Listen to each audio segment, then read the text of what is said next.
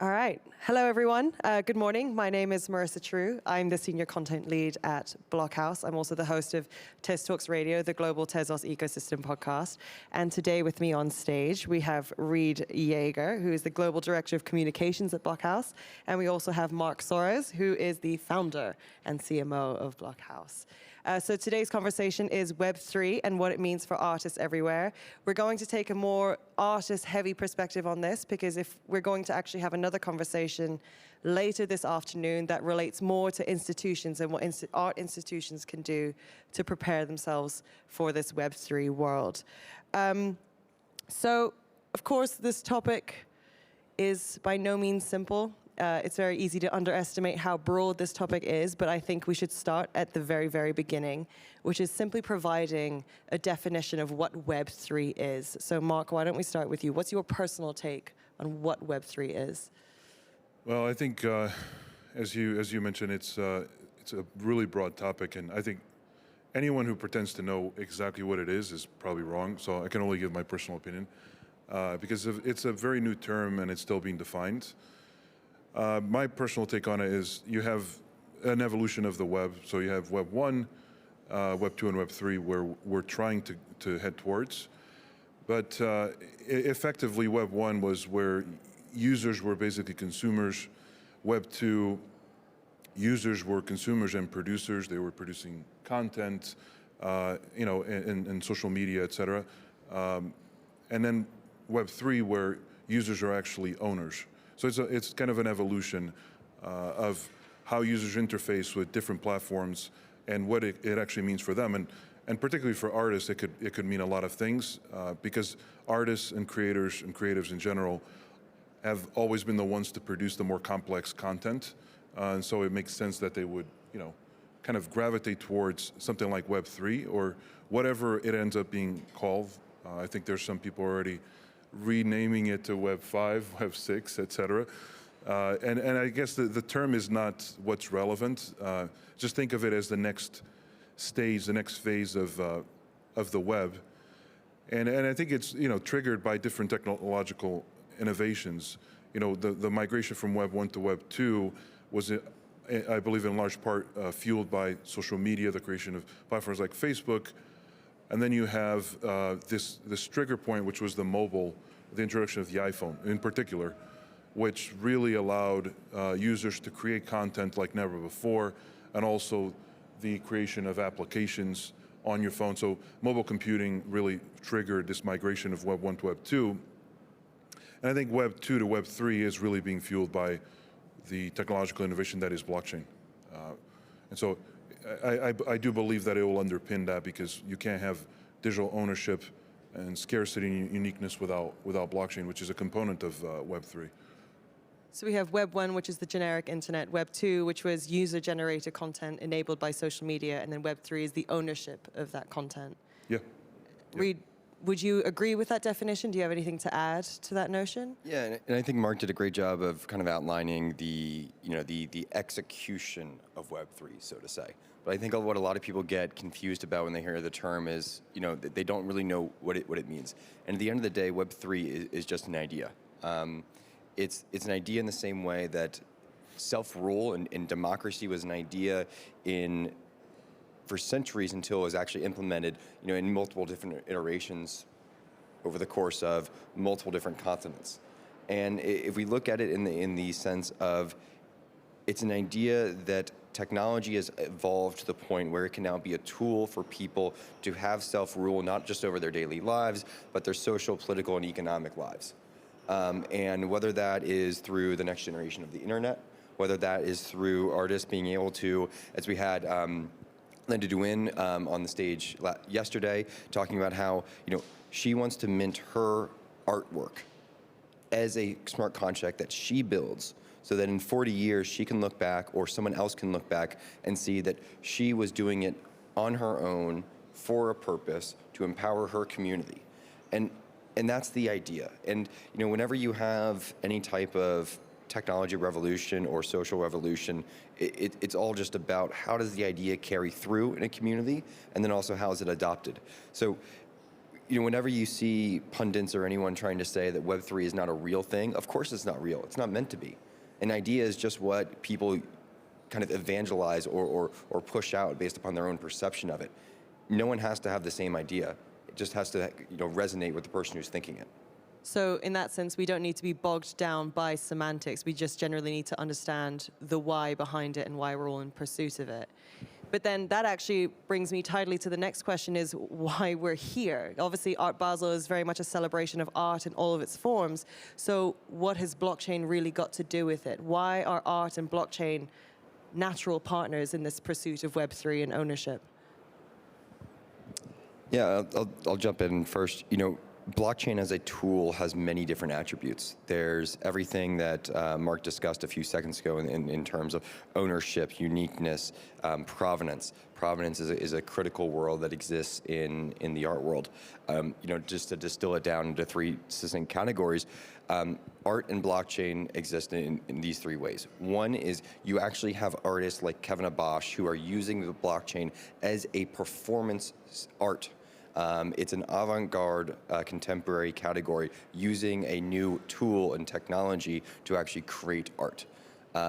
Second is you actually have the category of NFTs. NFTs are very simplistically put just a piece of software that allows people to buy and sell digital creations or even physical creations through new mediums. It breaks down barriers, it allows a digital sale of receipt. Also, it allows for you to program in or have different attributes to what you're doing. It's nothing more than that. Our NFTs are not a category of art, it's just a tool. And number three is actually, it's kind of what I mentioned on the Web3 question. The blockchain world is bringing in a new ethos, a social, political, economic ethos to the art world where it's prioritizing diversity, it's prioritizing inclusiveness, it's prioritizing breaking down barriers so that people who earlier on this stage this week we had Chance the Rapper here with a African artist debuting a new piece that's actually going to be auctioned and put in a museum in Chicago, and someone asked a question of why are you doing this here in Switzerland? Why aren't you doing this at named 3 different art fairs in Africa?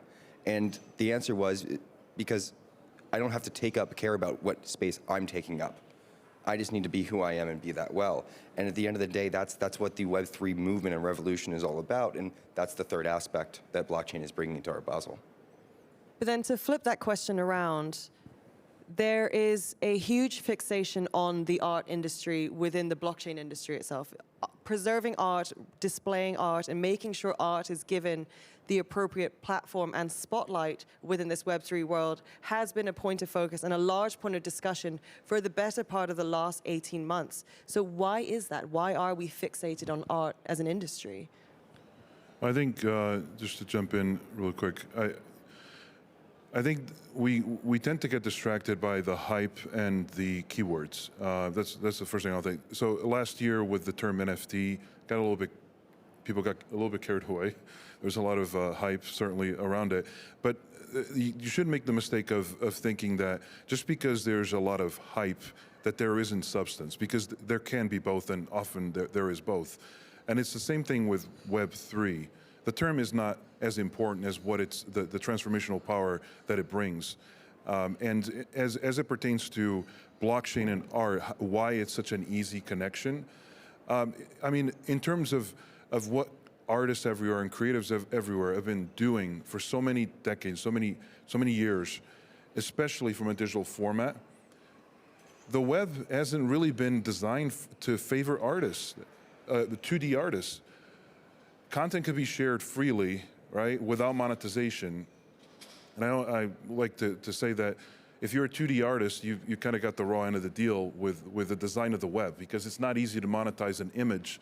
You have to go through extreme lengths to make sure your work is not stolen and commercialized without you knowing, right? And it usually requires like legal intervention or recouping of funds after somebody has misappropriated your work, which is terrible. It's a terrible burden on the artist.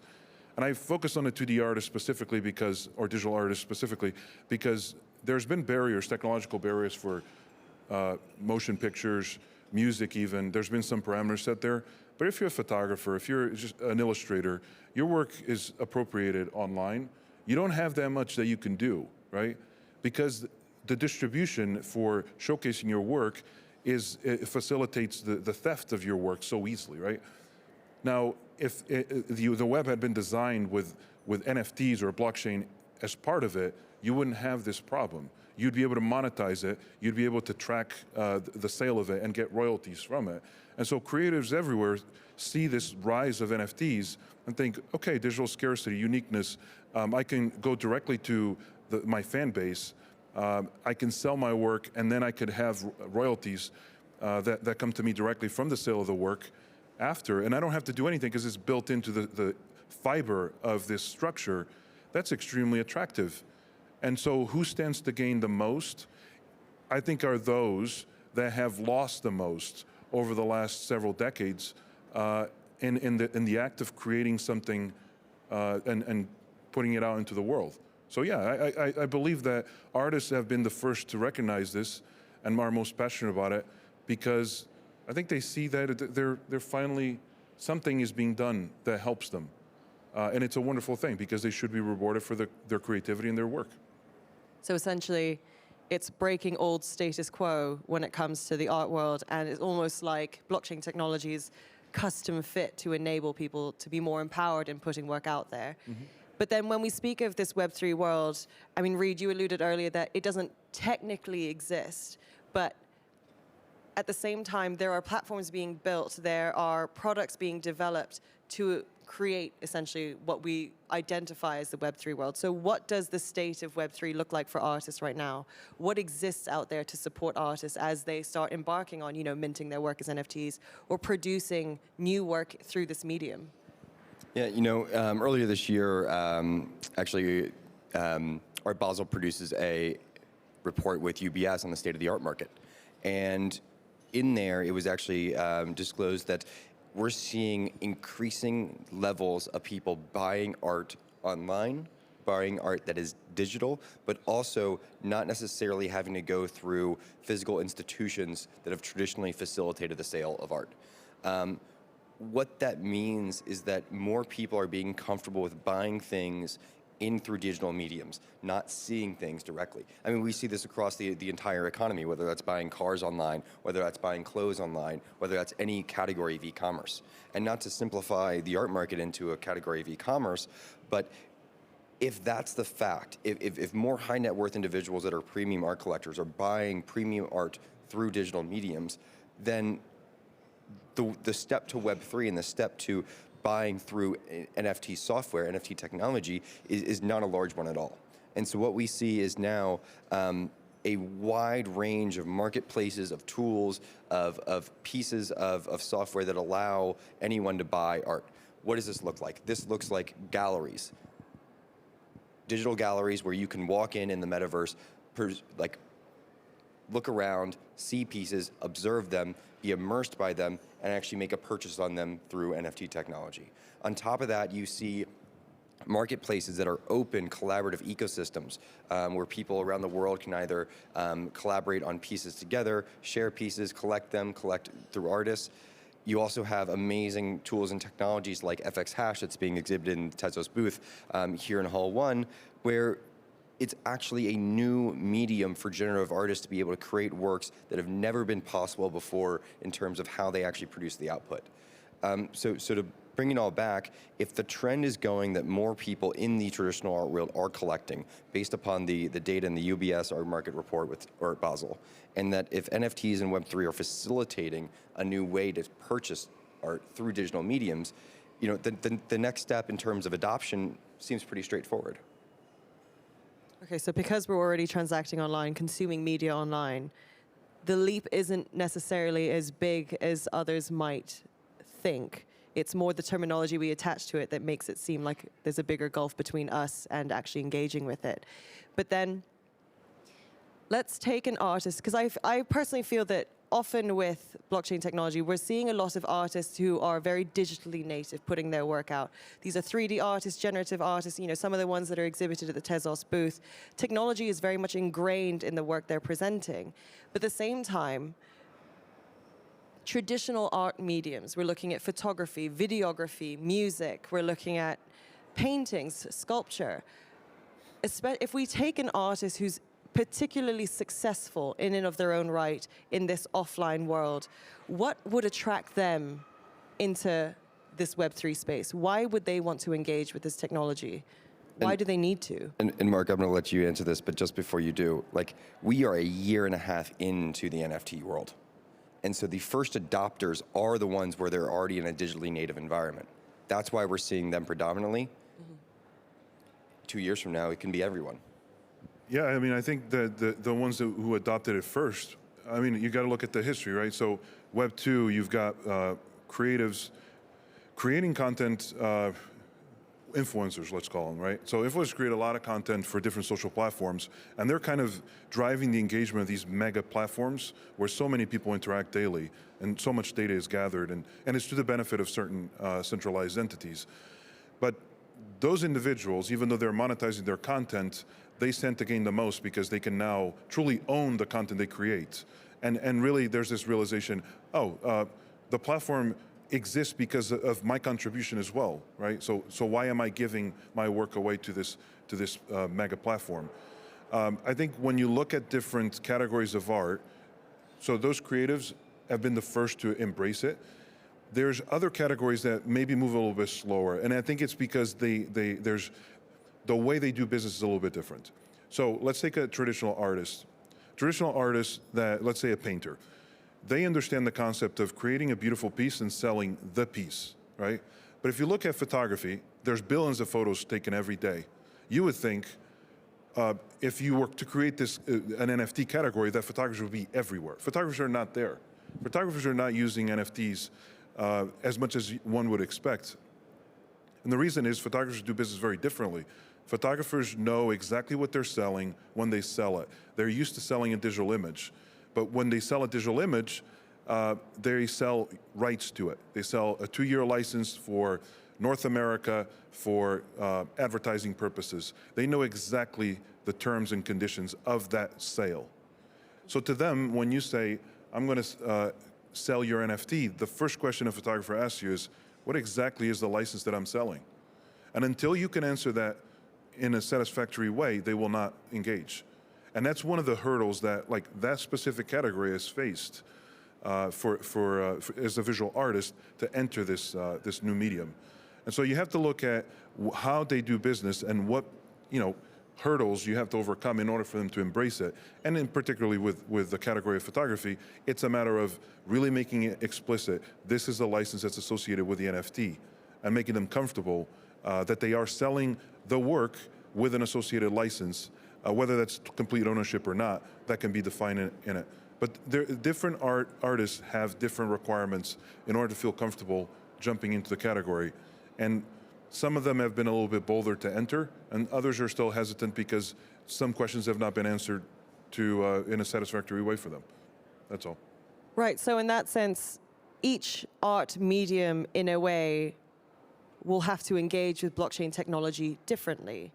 And that's not to say that, every single format of art is going to have to conform to the NFT Web3 world as it currently exists. But as this world is still being built, we're going to have to provide those tools to enable those artists and their mediums to actually thrive in this space. But that is a big task, because that's understanding the nuance of different kinds of sales of art.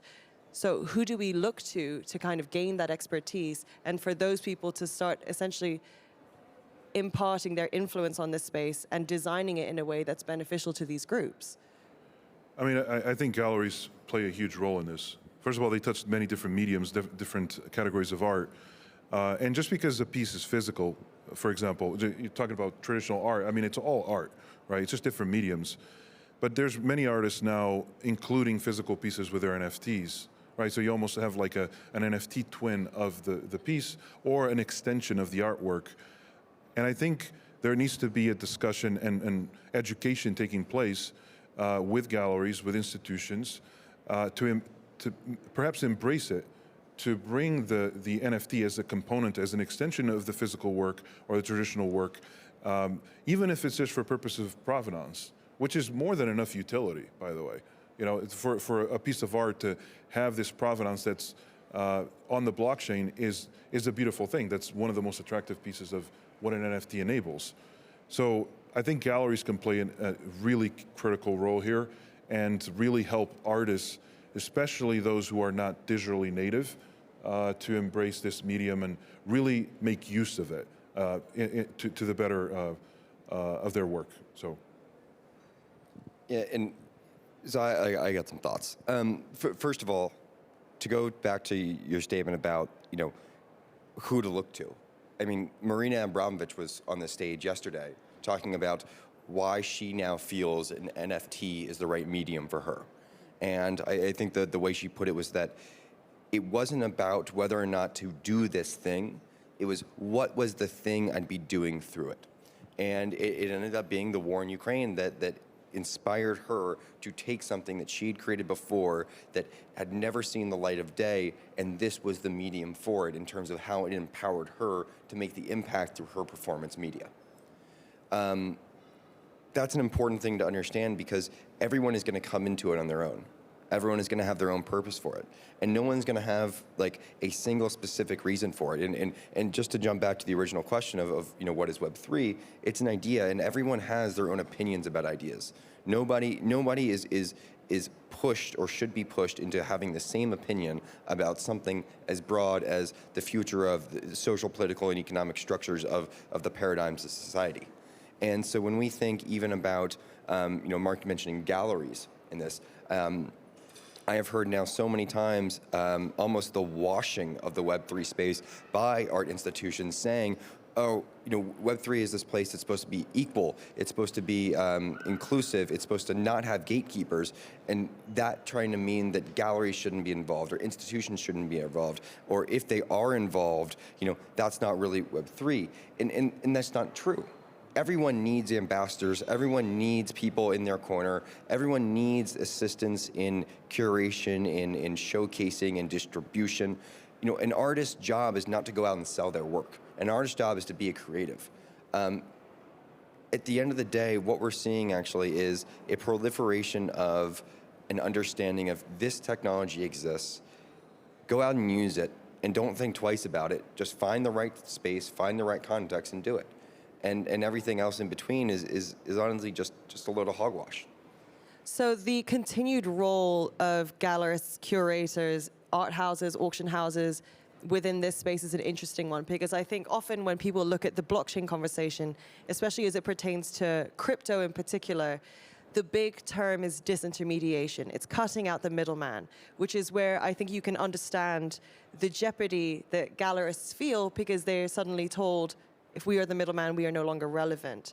So trying to reinforce the continued relevance and importance of the partnership between the artists and the gallery and the curators that they work with is an interesting one. But at the same time, I agree with you, artists are also being fed the narrative of this is an open and free and level world where you can freely create what you like, you can put it out into the world, and you can monetize it on your own. And that is both an opportunity and a daunting task. So how do we actually mend that narrative that everyone can kind of be involved in the space, everyone can have continued relevance here in a way that's a bit more constructive than trying to take the current art industry and simply paste it on top of new technology? Yeah, I mean, because everyone uses it in a different way. I can go today and scribble some notes on a piece of paper, take a photo of it, put it up on object.com, a large marketplace on the Tezos blockchain, and say that's art and try to sell it. I have disintermediated my potential gallerist or my potential intermediary by going and selling it directly. But I'm sorry, I'm not an artist, and my scribbles are not worth anything, and they are not art. But I can perceive them to be. No one can tell me differently. But if I am a legitimate artist that has gone up and used NFTs as a way to mint something that is a beautiful, beautiful piece of work that has great value, and there is a collector out there for it, that artist, while they might be selling it through the blockchain, might have programmable royalties that are outside of gallery fees, they still might need assistance in selling that, or not even assistance. Kate Voss was up here from Kate Voss Gallery here in Switzerland earlier this week, and she was exhibiting punks in her gallery in 2018 when they were for $5,000, and people told her they were overvalued. If you know, amazing art or even just collectibles like punks are not displayed, you know, they're not being distributed or showcased to people who might in the end buy them.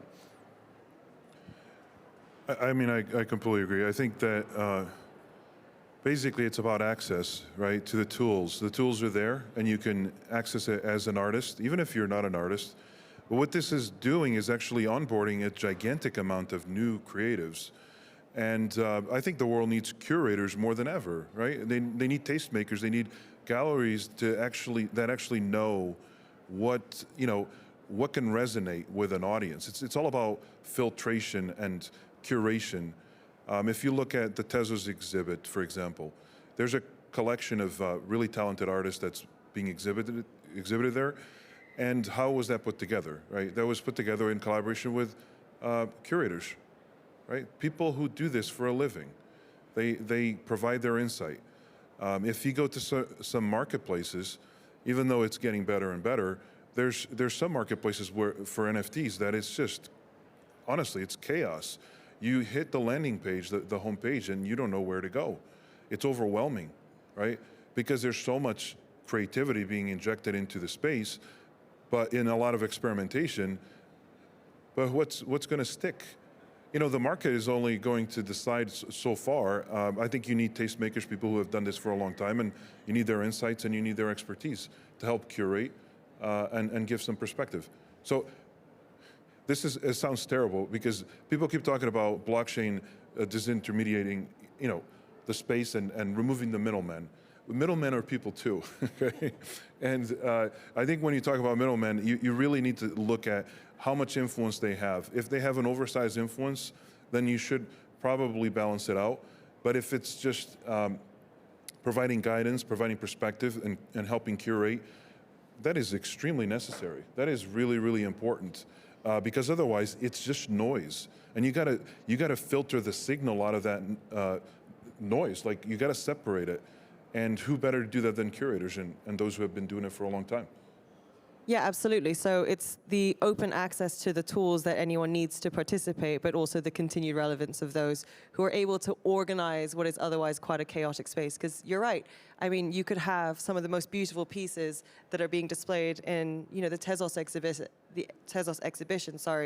At the same time, we have Reid minting a doodle that he made as a self-proclaimed artist. Well, not really an artist, but side by side on the same marketplace. And it confuses this idea of value and the integral value behind each artist and their work that they put out, because the space is just too crowded, and given it's quite new, may confuse some users. Because I think when people hear the term NFTs and they hear of the major sales that are taking place over pieces of work they may not appreciate, like, for example, the CryptoPunk, it's very difficult to stick to your principles of what you find valuable when it comes to art, right? So that's another thing that I think poses a great challenge to artists, is how do they make sure that the value of their work is continually recognized on these platforms and in these spaces? Yeah, and if I can jump in really quick, what you're seeing is everything, all at once, happening. Every level of skill being onboarded. It's like walking into a venue and having a talent show happening where literally every attendee is playing a musical instrument. And you can't really separate the genius, or it's hard to separate the genius because there's so much literal noise, right? And so I think the experts, the galleries, the curators, what they can do is provide a venue or a space where you can truly appreciate the talent. And that's really, really important. If you don't do that, then it becomes impossible to appreciate the work that's being presented to you. So, yeah. Yeah, and I'd like to take a little walk down memory lane almost. For some may know, some may not, but the art ecosystem on Tezos, the best way to think about it, so Tezos is this open source blockchain. It's a piece of software. It can be used by anybody anywhere in the world. And within that, artists around the world have used it for minting art through NFTs. That has created in and of itself a community. That community has ascribed value to itself through its own actions. And that actually all happened on a tiny indie platform called Hic in March of last year. And the value that was ascribed to people on that platform using that as their digital vessel into the art world was incredible. It wasn't the fact of what is their art, what is the aesthetic, what is the value of it, how much time they put into it. It was the fact that they were there in that moment. Hic means here and now in Latin. They were there in that moment doing something, and that had value. And now we're seeing today in terms of, and as I mentioned a couple of seconds ago, this Tezos art community now in of itself has become its own gallery. It is its own art institution, the Tezos art community. And now you see value in things like the first 1,000 mints of work on Hic You see value in different types of this artist's first generative piece on a platform. And so value is created by people who see opportunity in the time and space that something happened and in the substance of what it is. And substance is defined only by individuals, not by institutions, not by, the pundit, not by the famous, art columnist. It's defined by the people who ascribe value of it because of its community, because of everything behind it. But to change track ever so slightly, as you said earlier, this NFT conversation, this Web3 conversation as it pertains to the art world has been on fire for maybe the last 18 months, and it doesn't seem to show any sign of slowing down. But everyone always has questions as it relates to the sustainability of this. Is this a passing trend? Why should I believe that this has any longevity to it? How do you kind of calm those doubts? How do you give someone the confidence that this is a technology that is here to stay? This isn't something that is going to fade away. This is going to have continued relevance in the future for art. I mean, I think that we're past the point in terms of momentum and adoption, that it should be clear that it's here to stay. But the problem that you face is as Web3, and I use that term loosely, I know others use a different term, takes off, you have a problem of scaling it. And you have a problem of what happens if 1 billion people decide to start doing this, right? So you do have to be mindful of what does it mean, what are the implications of a platform that uses more energy than not, right?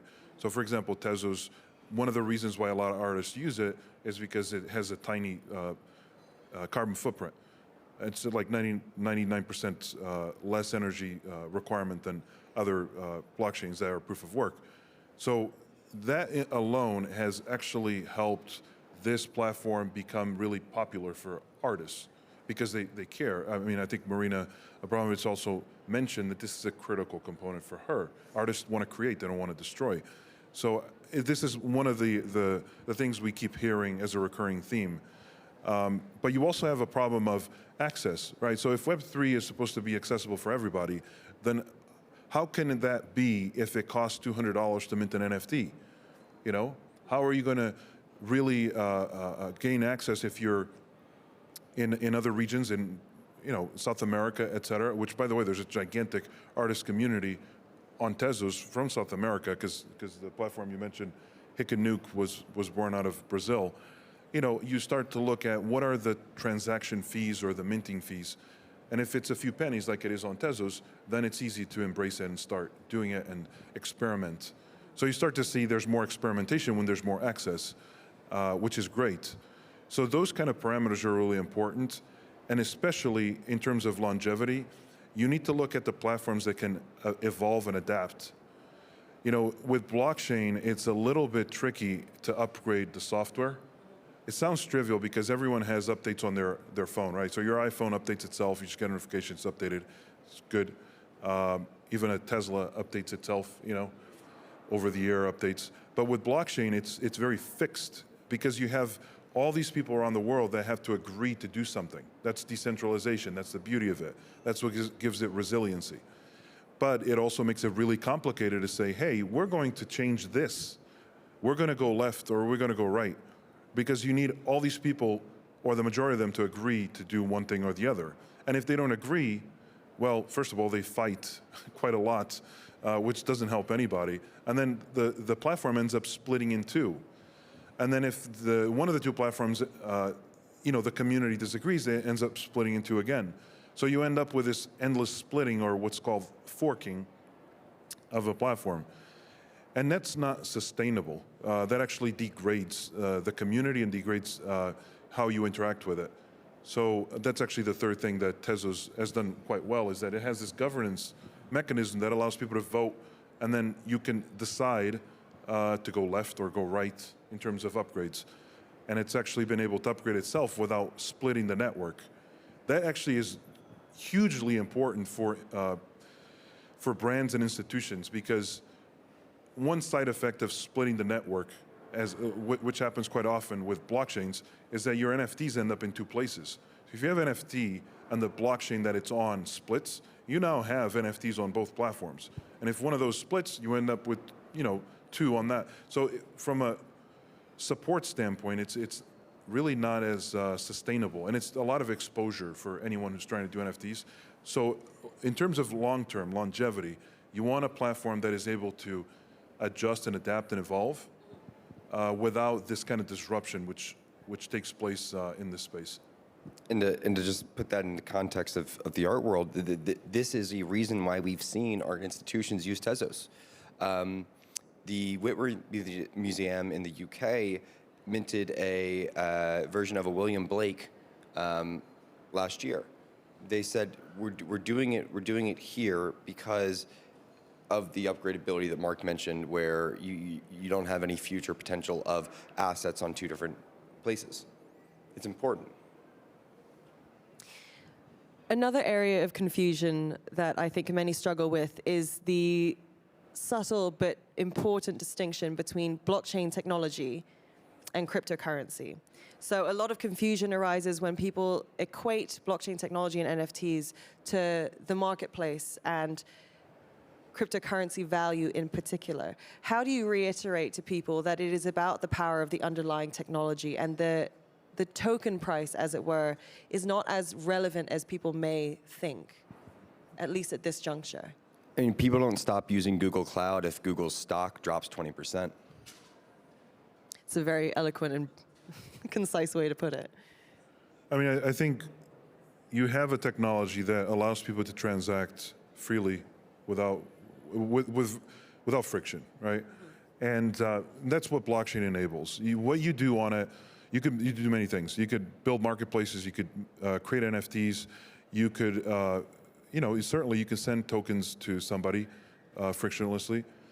But it's a platform, and you can do many things. And it would be incorrect to correlate the two directly, because it's much more than a token, And in terms of fluctuations in value, that happens everywhere. That happens with everything. It's a fact of life. So I think we shouldn't be distracted by these matters, because the underlying technology has much more value and utility. And it's going to facilitate a transformation of the internet and how people interact with each other, because it actually facilitates transacting between humans, between people, and that's really all that matters. Yeah, and there's a lot of ways to create art and sell art. The fact that NFTs are just another way to do that is not lost on folks like ourselves and artists and people in communities that use NFTs. It's not lost on us that there's many different ways to do this and many different softwares to do it. The reason there's meaning here, and the reason that we're sitting here, and the reason that people care about this is because of the values of Web3 as an idea of empowerment, inclusivity, breaking down barriers that has been injected into the software, into the technology as well. And so there's now a community behind it. There's value behind it. So by releasing artworks through this mechanism, you actually bring all of these other elements to it it's not just about a new way to sell and market and buy stuff. It injects all these new elements that have a vibrant, diverse community behind it, and you can't find that anywhere else. Yeah, would love to add something to that. Please go ahead. So I'm reminded of the Hickanuke story that you mentioned, right? Because what blockchain is enabling, first of all, decentralization is not pretty. Like but it's resilient as all heck, because there's a lot of redundancy, right? That's the beauty of decentralization, is that everyone's working together, collaborating to build something. And it's really, really hard to kill that. Really, really hard, right? And so the real benefit for people everywhere, and artists specifically in this example, is that if you create something, if you help create something, there isn't a central entity that's going to take it away. So last year, Reid mentioned there's this platform called Hickanuke, which rose to fame really fast. Within like 3 months, it became the #1 NFT marketplace in terms of volume. It took over OpenSea for a while. It did. And the really interesting thing is that the community helped build it, right? They helped build this thing. It was built right. All the images were on IPFS, and they used the structure there was open. It was open source, et cetera. And so one day, the founder decided to discontinue the site. Now, there was obviously a little bit of drama from the community because they really love the platform. Imagine if Facebook turned off tomorrow. What are the implications of that? Now, this World is a would be a better microcosm of place. I think several people think that as well. But the point is, there was an attempt by the person who started this entity to turn it off. And within 2 hours, it was back up. And no one could stop it. Within 2 hours, the community rebuilt it and redeployed it. And all the NFTs were there, all the provenance is there, no disruption whatsoever. That's insane. That's the power of Web3. They cannot take it away because it's owned by the community, because everyone helped build it. And if you extrapolate that 100 years, 10 years, whatever that may be, imagine what that means as a user. Imagine what you help build every day. Like, what is the value of your contributions when you do something on Facebook? What happens to all that content? And who should own that? Well, in the case of Web3, you own it. And people shouldn't just be able to turn it off and take it away from you. And that's the beauty of what it means for really users everywhere, but artists especially if they use these platforms. Value is community, and community is value. Mm-hmm. Value is not based in a platform or a founder. It's based in the users. So I'm very conscious we only have about 2.5 minutes left on the clock. And I think we need to round out that everyone is very much in the learning stages of this industry and this technology. But before we leave this talk, what is the one thing you want everyone here to take away? What's the one key lesson you want them to take away today? I think I just said it. Value is community, community is value. Value is not in a platform or a founder, it's in the people who use it. And Mark?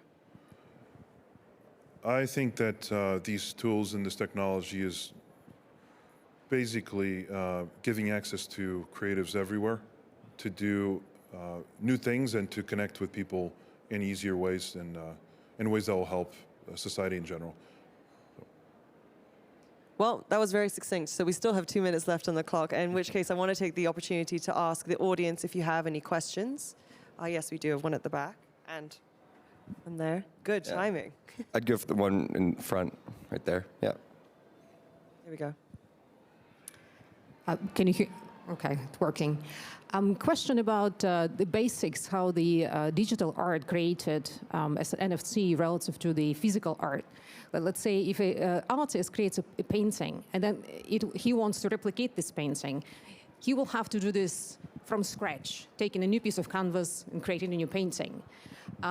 With digital art, if someone minted a piece of digital art as NFT and then takes this code and moves one pixel from one place to another, not recreating the whole thing from scratch because it already exists, right, on his or her computer. So will that be a new piece of art? Will it be, then he can sell it again as a new NFT? So how does that work? And Mark has the fine arts background, so he'll be able, but my statement is very simple. The amount of value in a piece of art is based upon the time and the effort and the story behind it. If they move one pixel around, it's got no value, or it's got very little value. But the artist is free to create another piece as they choose. I mean, I think there's, if it's the same artist that's doing it, it could be considered as part of a series. When you do an intaglio print, for example, there's variation naturally from the plate. So it's just going back to traditional methods. If there's slight variation, that's okay. If it's a different artist, basically taking an existing piece and modifying it slightly, I mean, that's appropriation. You take the same course of action as if it was traditional art. But the point is this, the first piece that was created as an NFT, the beauty of blockchain is that it's etched on the ledger. It's there. You will know that this was the first piece that was minted as an NFT. And now people tend to associate value with the original. And then that's irrefutable, right? You could always look at in the record on the blockchain and say, this was created on this date by this artist, by this wallet, which belongs to this artist. And so I know this is the first one that was ever created of this image. And this is where curators and experts are going to be very instrumental in guiding collectors, right? Because they'll be able to say, you don't want that one, you want that one. That's the first one that was minted as an NFT. The other one is just a slight variation. Art is you can't put an exact definition of art, right? So you shouldn't really say, if I change one pixel, it's not art. Because I don't know, I'm sure there's an example where there'll be an amazing piece of art that will just be one pixel difference. Right? I'm sure that somebody can make that case. So I wouldn't define it so strictly, but the point is that people's perception of value tend to be time-based and relating to the original piece. And I don't think that changes. And especially on blockchain, it becomes even easier to prove. Because with physical art, how do you know which one is the right one? If you just change one pixel, if you just put one dab of paint more on the painting, how do you know which one was done first? It's practically impossible unless somebody's there to record the whole process. With blockchain, it's really easy. All right, we'll move on to the next question. I think we might have time for one more. Gentleman in the back.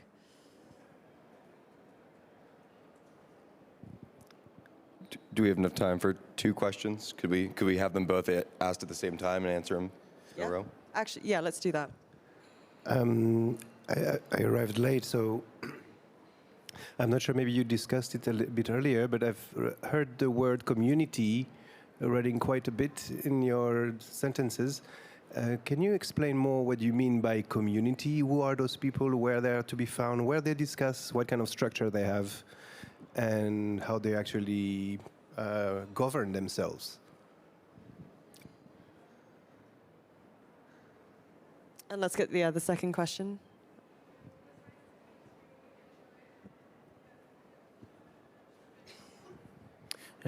Thank you for the talk.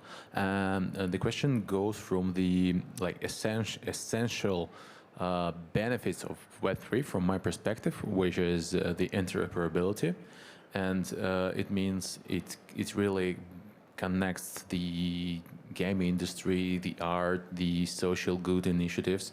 So in that perspective, what do you see? What the first bridge art can build with what domains of the Web3. From my perspective, from the gaming industry, it has a big potential for that, to bring the whole NFTs from the real world to digital, to metaverse, to one project to another. And what else do you see? What possibilities do you see in that perspective? Yeah. Question on community. Community is an abstract term, like full stop. Art Basel is a community. The people who attend Art Basel in Basel, Art Basel in Hong Kong, Art Basel in Miami Beach, the people who are walking into Hall 2 and going through the gallery exhibits and buying pieces, that is the contemporary or the traditional art community. So when we're talking about community from the perspective of Web3, we're talking about the users, the builders, and the people that are in the creatives. You know, the high school you went to, the university you went to, that's another community. The community is just a term to describe the users and the individuals that are driving any type of environment. To add a little bit to that, and it relates to the second question. First of all, community is the foundation of a lot of these decentralized applications. You had also asked how they govern themselves, which is really, really important, right? With platforms like Tezos, there's a very direct governance mechanism. I mean, it's built in that allows people to vote on the outcome of certain decisions, especially for upgrades.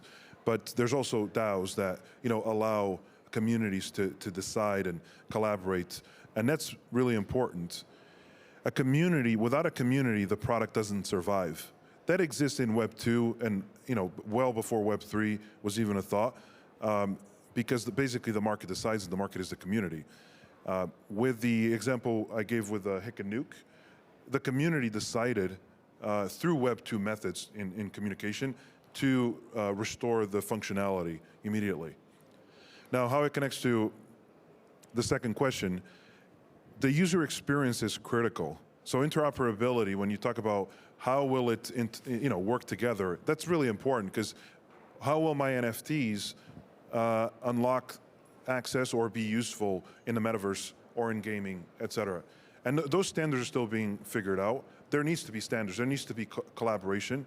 I think the marketplaces need to they will play a very important role, because they touch many different blockchains and many different protocols. And they have a large community that they need to cater to provide the best user experience. Because what you don't want is fragmentation and a fragmented user experience that will essentially deteriorate the community. So I think in terms of the second question, it's a matter of collaborating, especially with these marketplaces, so that there's integration that takes place, that they embrace different protocols, and really listen to their user base. Because the user doesn't want to be switching between different wallets and all this, those are pain points. Make it as easy as possible. Make them able to appreciate and use different NFTs, and then from there you'll have a much more fluid user experience.